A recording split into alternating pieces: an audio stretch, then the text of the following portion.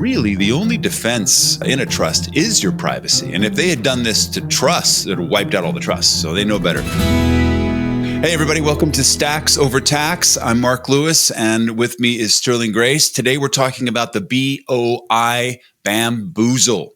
How much of this, Sterling, have we been enduring for the last few months? Way too much. So, Mark, why don't you tell them what the BOI even is? The BOI. The BOI stands for the Beneficial Owner Information Requirements that came out, I don't know, a couple of years ago, like 2023 or whatever it was, under the CTA regulations. And they said that every company that is small to medium sized, basically just about every company, has to file this silly form with the grand mafiosos, the Gestapo goons at FinCEN, which is kind of the white collar crime federal agency with no oversight or anything. And, we've had lots of room to still be free and not file these forms because they know that it took a while for people to get going and figure it out. And of course, it took FinCEN a while to get their website right. But now, in the last few months, as the deadline to file all of your forms that are coming to an end, there's been a lot of court cases recently that have been like, oh, well, you don't have to do it now. And then they wipe out those regulations. And then there's an appeal. And then now they're back on. And then there's appeal. And then they're back off. But the first state to do this was Alabama. And that was months ago. And honestly, Sterling, we had talked about how great it was going to be to have like states like Wyoming and Nevada who don't report anything at all. Like they're really the only valuable states in the union to keep privacy for your company, that they would fight the fight. But what do you think happened with those states? They didn't do anything. What do you think everyone is exactly freaking out about? Well, it's just a privacy issue. It's just comes back down to like Homeland Security, and they just want to know every single thing about every single thing. You mean like what's the government freaking out about? No, I mean like what's the average citizen freaking out about? Like why do they care? Obviously, you file your taxes. When you file your taxes, they know who's in your business. Well, the IRS definitely knows, but the IRS, in the world of federal agencies, is probably the most secure federal agency that we have. Not that it's actually a federal agency, but a long other story. But it's like, the IRS manages massive amounts of fraud. In fact, there's teams of people at all the upper echelon businesses where and part of what they do is file fraudulent tax forms to help, cost the legal teams of their competitors so that they're all messed up and the IRS is after them. And so the IRS has to sort all this stuff out. So the IRS is all about security. In fact, myself as an enrolled agent, there's an entire periodical circular about how you have to keep everybody's data safe. And like there's criminal charges if you don't. Security is everything. The issue isn't the IRS.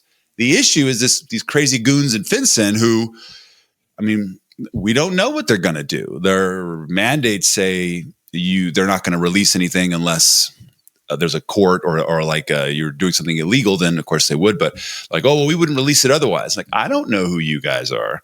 You're not a tried and tested group of federal folks, and you certainly really don't have any oversight. So this isn't good. And what people are freaking out about, to answer your question, is what about my privacy?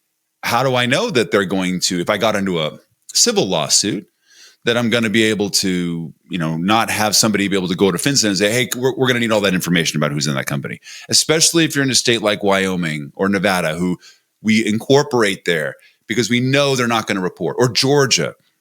There's another state where, man, you can't crack into any records and find out who's in those three states and those companies. So FinCEN all of a sudden becomes a weak link in a chain where, privacy is a concern for a lot of people. So, just what happens if I just don't pay it, or if I just don't file it? Is it really that big a deal? No one's coming to like hunt me down, take me off to jail, right?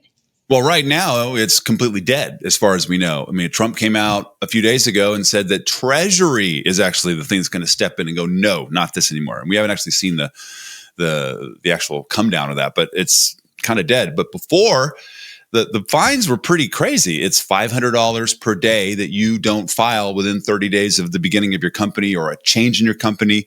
It's $500 a day up to $10,000. Now, for me, I was of a mind where I'm like, Ain't nobody going to know who's in my C Corp. I don't care who you are. And I'm happy to write a $10,000 check just to keep my privacy. But the other side of it is, in the not so fine print, is $10,000 and jail time up to a year. I'm like, well, that's kind of gross. And I don't live in Alabama or Texas, who were the only states to fight this. And so do I really want to do that? So there was a lot of people going, especially people who are familiar with trusts, where, really the only defense in a trust is your privacy. And if they had done this to trusts, it would have wiped out all the trusts. So they know better. But in company side, we really don't. Privacy isn't that big of a deal. We're here to do business. We're here to make profits, or we're here to hold assets. And as a result, yes, I don't really like FinCEN having my information, but really, it's not going to be hard for somebody to track down if I've got contracts or if I'm doing business. That's not hard to find out who I am. So people, I think, had a big overreaction. When we started talking about this last year in 2023, and it's 2025 now, but even earlier. And I said, if you don't file or if you don't set up your company before 2024, then you don't have this cool 90-day grace period. And we incorporated so many people in December. And I think the state of Wyoming did like $15 million at the end of the month of December 2023 because everybody wanted to get in. So a lot of people have been panicked about this. And you've seen them. That makes up a good question. Would it have mattered what state I incorporated in? Does it ever matter about what state you're incorporated? No. Not for the BOI. They're better states, right? There are some states that are just better states. Yeah, for sure. So for the BOI, it doesn't matter if you're a single member anything, if you're a multi-member anything, if you're a C Corp, an S Corp, a partnership, or whatever. The only places where you don't really have to file the BOI, and again, we don't have to file it at all now, but in those days it was, if you were in the big business guys, you were a brokerage, you were a bank, you were basically a money launderer, the very people that this whole organization is supposed to stop. If you actually money launder, then you don't have to actually file this. So it's pretty crazy. Wait, what did you ask? I asked if there were better states. Better states. There's states that are like a little better to do business in versus others. Yeah, for sure. And so there's levels of states. So we've got, like you're in California, which is on technically the not good state to be incorporating in, basically because there's a lot of horrific labor laws. The taxes are extremely high. There's an $800 minimum tax that every company has to pay in California, whether you make money or not. Even if it's a holding company, it doesn't make money, you still got to pay the $800. What else about that? You can't do series LLCs. So some states are better than others. And there's, like I said, levels. So we've got first taxes. Does your state charge tax? California does. But a lot of people make the mistake around states like where I live, Tennessee, Texas, Florida, and now New Hampshire. But they are like, oh, well, citizens don't pay tax on their income there. So that's good. Well, not so fast, because here in Tennessee, it's $300 per year for every company you set up. And they don't call it a tax, but it's another $150 of whatever Nashville wants to charge you on top of it. So, and you're like, well, that's not that big of a deal. Well, if you had 10 houses here in Tennessee, that's like $1,500 of tax that you shouldn't have had to manage. So there's only really 2 tax states that are free of tax for companies. And that's Nevada, Wyoming. And there are some weird taxes, like in Nevada, if you get over $10 million in receipts, then yes, there's a tax. And there's a few other little weird things that don't really matter for the medium to small business owners, but generally we call them tax-free states. Then you have reporting, like what we've been talking about. You've got only really 3 states in the union. I mean, South Dakota has some good non-reporting, but it's really Wyoming, Nevada, again, and sort of a dark horse in the form of Georgia. And then, so Georgia's a tax state, but it has non-reporting, and that's pretty cool. Then there's 6 states that are what we call non-charging states. And a non-charging state means that if you have a partnership, not a corporation, if you have a partnership and you lose a lawsuit, so, somebody wants to sue you because you had a house and they told you there was mold and you didn't do anything about it, they say, and now they're going to sue you in a non-charging state. Even if they win against you in court, then all they can do is they can put a lien against your company and they can try to take the earnings that you make. But unlike in the rest of the states in the union, they cannot seize. The judge cannot force you to give up shares of the company, give up control of the company, and they cannot liquidate anything. So there are 6 states are really, really powerful in the non-charging category, and again, only for partnerships and single member LLCs. Your S corp, your C corp, no, it doesn't work there. You're exposed because they're actual legitimate shares. You remember which 6 states they are? I remember Georgia's the sleeper. Well, yeah, Georgia is a charging state, but it's a state that doesn't report, which is why it's not really a great state per se, but it does have one of those rare things where it doesn't report. So the first one is always my state. My state is one of them good ones. So Tennessee and Florida, and then of course the big 2, Nevada, Wyoming. And then you've got Delaware, which most people think about, and it's a great place to do C corporations because a lot of venture capitalists, VC folks want to see corporations in Delaware. There's a lot of good tax benefits for banks and things. But the one nobody remembers is our newest tax-free state in the union, which is New Hampshire. Like New Hampshire? Yeah, and don't make the mistake of thinking New Jersey, because New Jersey is one like California, one of the worst states where LLCs are almost $1,000 a year. And that's not a tax thing. That's just how much it costs. So that's pretty gross. Well, that'll be easy to remember. No Jersey Shore. That's easy enough. No Jersey. Yes. No Trenton, no Jersey. New Hampshire. New Hampshire, please. Now, a lot of people think Texas. T states are generally pretty good states, Tennessee, Texas. But Texas, Texas people are amazing. Like, yes, you are from Texas. Sterling's from Texas, if you didn't know that. And we were actually both in Dallas at the same time a few days ago. Different parts of it. I was in the airport, not being able to sleep because it was a red-eye flight. But Texas is a great state because it's non-tax for citizens. But that's about it. Texas is, I would call it, when we say it's a red state, I don't mean politically. I mean, it's like you really don't want to be incorporating because the Secretary of State historically is so bad. It takes weeks to get things done and forms uploaded, and forms processed rather, not uploaded. And there's no real benefit to being in Texas over some of those other states that we mentioned. No, and it'll be interesting to see just what happens to Texas politics, because all of Southern California moved there during our great pause in our nation, and everybody got tired of having small houses. And if we were going to be home, they wanted some space, and so Austin has blown up. It's like 3 times the size it was before. So it'll be really interesting to see how that tips the political scales and conversations there.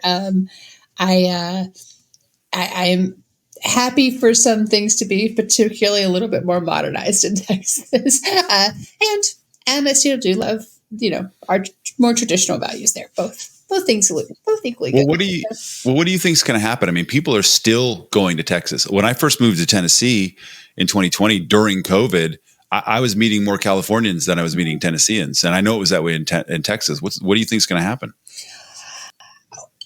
I think the Texans will win them over. That's what I really do think. I think that they'll discover why it is that, sort of our great pioneering spirit that we have in Tennessee and Texas, what that's really about. Like, what's actually really important about that is that you have the freedom of your own family and your own choices and your own decisions. And it's not so much left up to a political discussion that's of the general public. It's more about your own house. I think it makes a big difference that you have your own land there and your own space. Whereas here, in California, we're all so stacked up on top of each other. You better get along real well with that neighbor and have somewhat of the same rules and regulations as that neighbor, because, there's not a lot of room for big fences. Whereas we're in Texas, we have big fences, and that makes good neighbors. So I don't know. I think that the traditional values actually will win them over eventually. It may take a minute because they're just used to more socialized conversation. And I think some of the things that are more humanitarian based things will get infiltrated, right? Like the banned book problems that we have in Texas and Tennessee. That's a huge issue, right? That, knowledge should be a free conversation. And I think they will win them over in that sort of way of like, we don't necessarily need so much regulation around this. Maybe just read the book yourself first and see if it's a great book for your kid. And if not, then don't give it to them. I don't know. I think they're going to get swayed both directions, actually. So, and I'm happy for them, really. So, I definitely have been surprised that a lot of our Californians are now firearms aficionados, which they were not prior, and so I think that'll also. The other thing about living out in the country is you can not have that in the city because you have more police force that has a bigger response time. You live out in the country and you got to manage some things on your own. And so nobody's coming to save you from the possums outside. So, or the bobcats or the cougars or the wolves. Yeah. Right. Yeah. When I lived, my first house in Tennessee was, a beautiful 4,500 square foot house on 5 acres, which to me, living in LA for 50 years, I was like, this is insane. Look at all this space. And you get out there at night when there's no lights and no nothing, and it is black out there. And, I had night vision, and I still do. And I'd go out and be like, oh my gosh, look at all these animals out here at night. It's crazy. Oh yeah. I remember when you first moved there, you sent me pictures of fireflies, and I was like, look at you. Like, whole other life going on outside at night in Texas and Tennessee. A whole life. It's like, look, there's 4 seasons. Look at this. It's incredible. Yeah. That's one of the fun. That's definitely one of the fun ones. Yeah, I feel like we're getting some more seasons these days. We've had rain, we've had fires, we've had earthquakes. The other day, we had one day with high winds, lightning, and an earthquake, all in 12 hours last week. I missed it. I was away in Texas. Everybody wrote me to see how it was going. I was like, wow, what are you guys doing over there? So we're having, maybe global warming might be a thing. Who knows, Mr. Lewis? Well, it's hard to tell when you've got like local warming in the case of fires burning down a majority of some of our favorite places there in Pacific Palisades. Yeah. It's going to be interesting to see what happens to those homes in that land. And I definitely hope it doesn't end up looking like Miami, which I worry that it will, that they'll just land grab and build high rises. I hope that's not the case. So. Yeah. But the Olympics are coming, and all those folks are going to need a bed, and we don't have that here in Los Angeles. So unless we're having a buddy system, we're all going to bring home a Swede with us. I don't know how that's really going to work. Or a Russian or a Ukrainian. You're like, hey, come hang out with us. Right. A deli ticket line, and just go get your new friend to pick up. Oh, are you 30? Are you 37A? Oh, hi, I'm 37A too. Yeah, that's going to go well here. So but it'll be exciting. So yeah. One of the things that is I think is going to make the whole fire situation very difficult is we talk about how difficult it has been to historically do anything in Pacific Palisades without having a massive amount of oversight and certifications from the state and the county. And now you've got thousands and thousands of land that has to be just cleared. It's burnt. It has to be cleared. And, we keep hearing all of these regulations that they're going to let kind of pass to the side so they can get there. But, some of our members work in construction and work in general contracting. And I'm like, there's no talent pool in Southern California to do thousands and thousands of houses. They're all working right now on the houses that they're building and all the other stuff that's there. So, there's a lot of people in our current administration and Congress that are saying lots of things. One of them is like, hey, we'll help the Californians, so the Southern Californians, so they can do that. But some of the other things they're talking about is we're going to reduce the corporate tax to 15%. Oh, that sounds great. right? It sounds great if you have a corporation. If you don't have a corporation, like most CPAs are telling you, double taxation, that's bad, and you don't want that. Well, maybe we do. If some of the big benefits that are coming to, the upper echelon of corporations, the Amazons, the Berkshire Hathaways, the BlackRocks, the Apples, that's the guys who are going to get benefited the most. Is there a way for the small to medium-sized businesses to get a piece of that too? And, that's all we do every day is set that stuff up for people, because yes, absolutely. A single C corporation, it's not a good idea, but neither is setting up a single S corporation or a single partnership or even a trust. You're like, really, this by itself is not going to help us out. It's not going to help us get, the kind of results that we need in all three of those areas for which we're always trying to solve. The tax, always, yes, but also the asset protection and the legacy preservation. That's what we're always trying to solve for. And we can't just solve for one of those. It has to be all three. And so we're expecting about two things. The first thing is the Tax Cuts and Jobs Act, which we hope they renew. We hope they make permanent. Which would mean that the qualified business income deduction, which if you don't know, all of your not all, up to a certain amount, your self-employment income is 20% tax-free.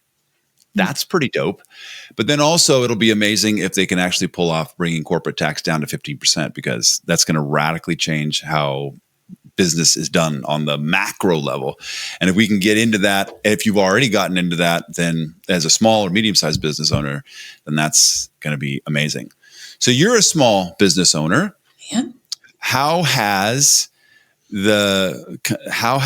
putting together more than just one company affected you?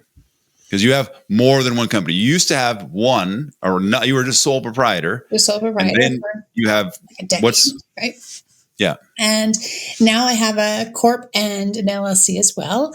And one of the things that's really amazing about it is that it definitely gives me a lot more flexibility about how it is that I can set up contracts that are more beneficial. How it is that I can create operating agreements and minutes that radically change my asset protection level.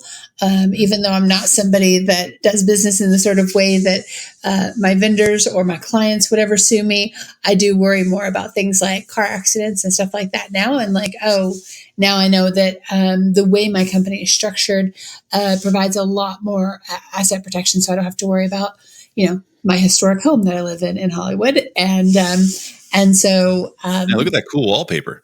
It is, right? So I have something called Havana plaster painting for my entire house. There's not a white wall in this whole place. And one of the things about having, although it doesn't look terribly color saturated in here, the rest of my home is extremely color saturated. There's not even a ceiling that's white. One of the things that you learn about living in a color saturated house is it actually radically shifts your nervous system, and it creates a lot more calm and peaceful environment to actually have color saturation. Especially if you're an ADD person, which I tend to be. The white actually has your brain ping around a lot more than color does. Oh, interesting. And so, yeah. And all of my ceilings are blue, which I don't know if you know that in the South, the reason why everybody painted their ceilings blue in the South is about bugs. The bugs think it's the sky and they don't want to go chase it. And so we have a lot less bugs in homes that's why in the South, you'll see blue ceilings on the porches. What? Yeah. It's a thing. Yeah. Wow. So they won't go fly it because they think it's going to go up. Yeah. That's interesting. When I lived in London for a minute and England, and when I first got there, I was working on this big laser dense spectacular, and we had a big 4-floor flat. It was very narrow, but it went up a lot. And there was a lot of flies because there was no air conditioning. In the 90s, maybe even now in England, they just don't do air conditioning because they're like, it doesn't get that hot. It's really cold until it does. And it's 90 degrees out. And they're like, oh, it's so hot. We should get air conditioning. Like, it's too much money. It's too much power. Forget it. And then they're good for 10 months of the year, and they hit again. They're like, oh, but the flies were insane. Even on the 4th floor, they'd fly, you have to open the windows and they just come in. And one day I came back from going to the market, and the producer had taken little pieces of paper, drawn a little black circle and 4 little lines, or 4 on one side lines and 4 lines on the other side, for 8 little lines, and then had taped them on the bottom of the sill of the open window. All the windows had these little weird, they looked like the Japanese symbol with the red, but the rising sun with the legs, but it was with the rays rather, but there was both sides, and it was black. And I'm like, what's that? And he goes, oh, right. Well, so that's a spider. I'm like, it doesn't look like a spider. It looks like a weird thing. He goes, oh, right. But the flies don't think so. I'm like, that's the silliest thing. I mean, it's your house. You do what you want. No flies. Oh, wow. They would not come in because they're like, oh, there's a big fat spider there and I can't see the web. So I'm like, oh, let's go the other way. I'm like, that's crazy, dude. That's crazy. That's way more effective than pesticides. Yes. Right? Yes. Yeah. Well, out here in Tennessee, in the summer, I don't mind the humidity or the heat, because I'm from LA. Heat, man. I don't get nervous until it gets over 110. And the humidity, it's good for your skin. It's good for your skin. But the bugs, because ticks and chiggers and mosquitoes and everything else. And one of the things I learned shooting when I was a cinematographer for a couple of television shows is, light has different colors and different frequencies, and certain frequencies, like what you're saying, the bugs see blue and they're like, oh, it's the sky. Why go up there? We'll come down here. But like this kind of jaundiced yellow orange is a frequency that mosquitoes and other kind of flight bugs are like, oh, this is bad. We don't like this. And actually I don't remember exactly when my brother met his current wife, but right about that time he had come out and we were going to meet outside at this big party. And I was like, there's just going to be bugs. It was up in Topanga. And I'm like, there's just going to be bugs. Crazy. So I brought a couple of my big 1K lights, like really, really big lights, and some nice yellow gel. And I hung them up on C-stands and turned them on, and it was just yellow light. And everyone's like, oh, that's awful. I'm like, just relax. No mosquitoes. So in the summer, I change out all my bulbs and we put those orange bulbs out there, orange yellow bulbs, and it tends to cut it down. You're still going to get eaten to death, but it tends to cut it down. That's one of the funniest things about living in LA. I feel like there's an LA starter kit that every house has to have. You need a C-stand, a clamp light, the best script that no one's ever read. Right? But you're going to slide under the door of the bathroom stall to Steven Spielberg when you find him in there. Yes, exactly.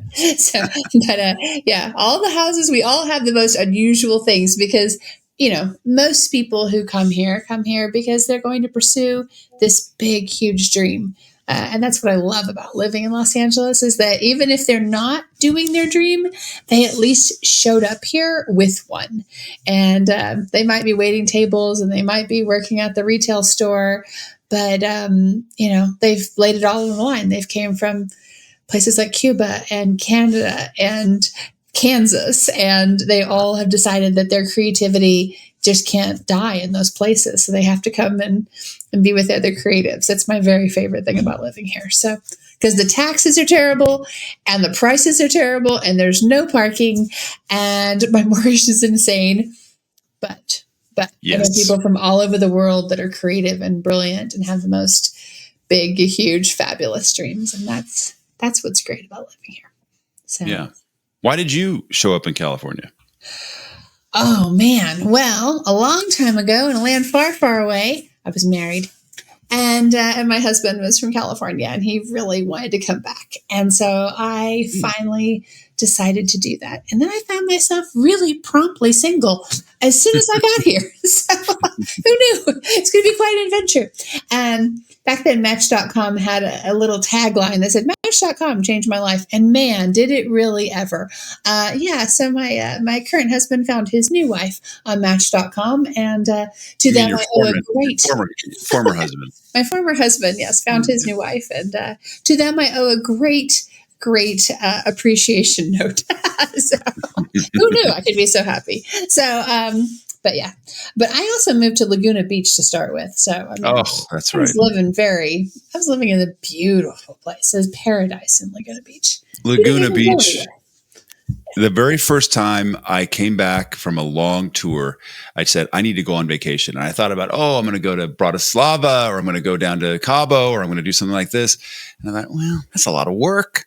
I just need to chill, man. I've been on the road for 70 days nonstop doing 10-hour shows.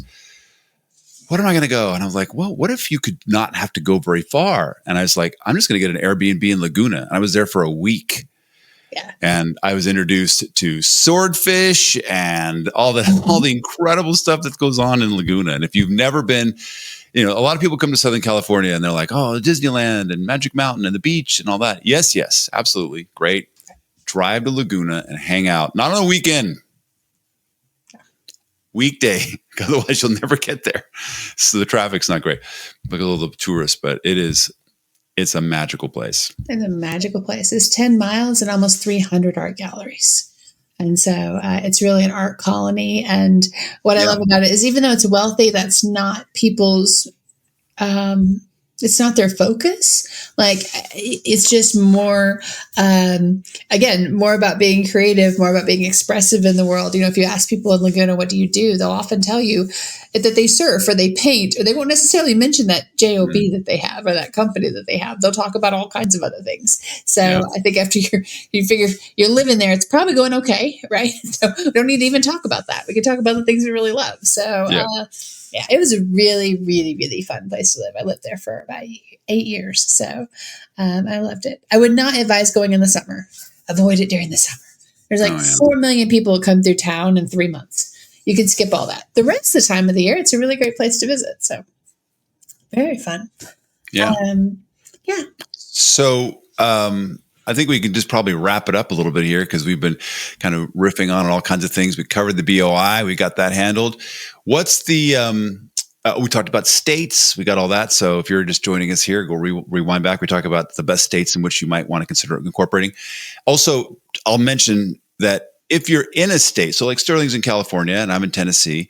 So if you live in a state that you personally have to be taxed, then you can't just set up work offshore in another state and not somehow find a way to get the money back to you. Yeah, despite what all the people on Instagram and TikTok are going to tell you, which is so much nonsense.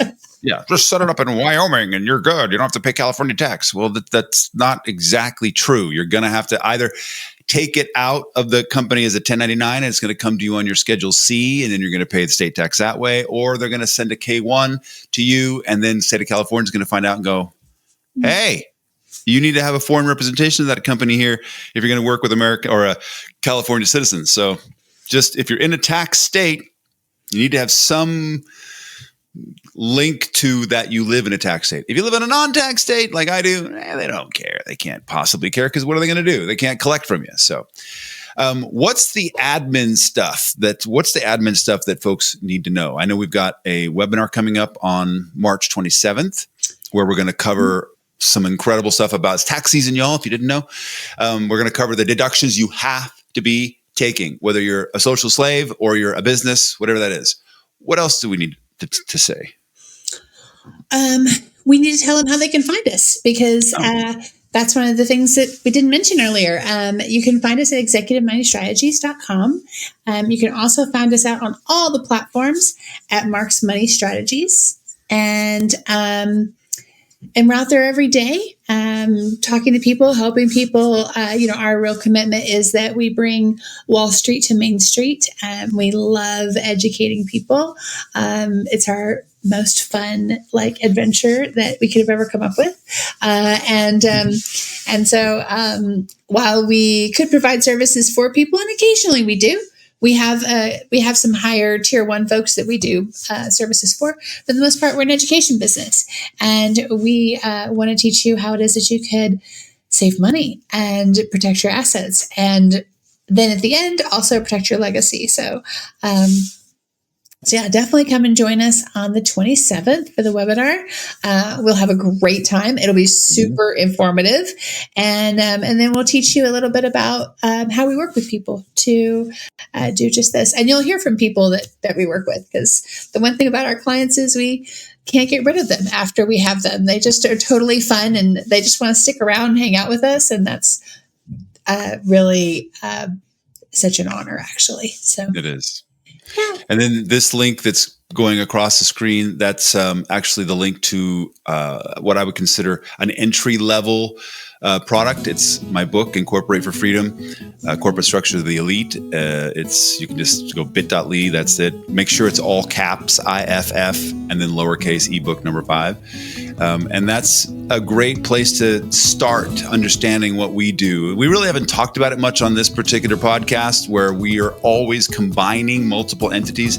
No one entity is going to solve what we want to solve for. We want to solve for tax reduction, legacy preservation, asset protection. So, enjoy that book. And there's also another 12 classes that come with that book. So it's not just the book, it's our executive wealth kit that comes with it. So I hope you enjoy that. And what else? What else do they need to know? We're cool. We have so much fun together.